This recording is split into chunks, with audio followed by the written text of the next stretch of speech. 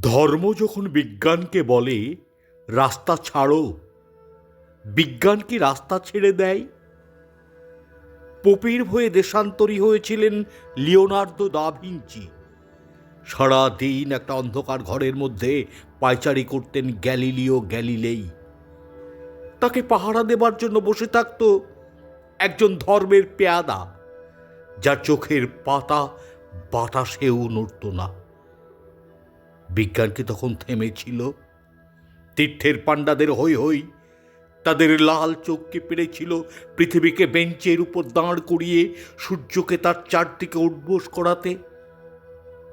ধর্ম যতদিন দুঃখী মানুষকে বেঁচে থাকার সাহস দেয়, ততদিন রাস্তা নিয়ে কারোর সঙ্গে তার ঝগড়া থাকে না। রাস্তা কারো একার নয়, বরং তাকেই একদিন রাস্তা ছাড়তে হয় যার স্পর্ধা আকাশ ছুঁয়ে যায়। বিজ্ঞান যখন প্রেমের গান ভুলে ভাড়াটে জল্লাদের পোশাক গায়ে চাপায়, আর রাজনীতির বাদশারা পয়সা দিয়ে তার ইজ্জত কিনে নেয়, আর তার গলা থেকেও ধর্মের ষাঁড়েদের মতোই কর্কশ আদেশ শোনা যায়, রাস্তা ছাড়ো নইলে।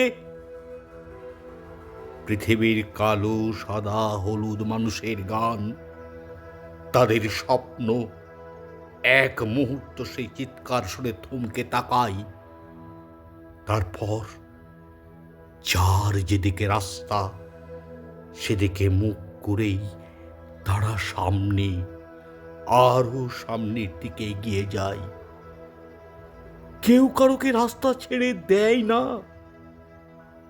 যতদিন এই পৃথিবীতে গান থাকে, গানের মানুষ থাকে, স্বপ্ন থাকে।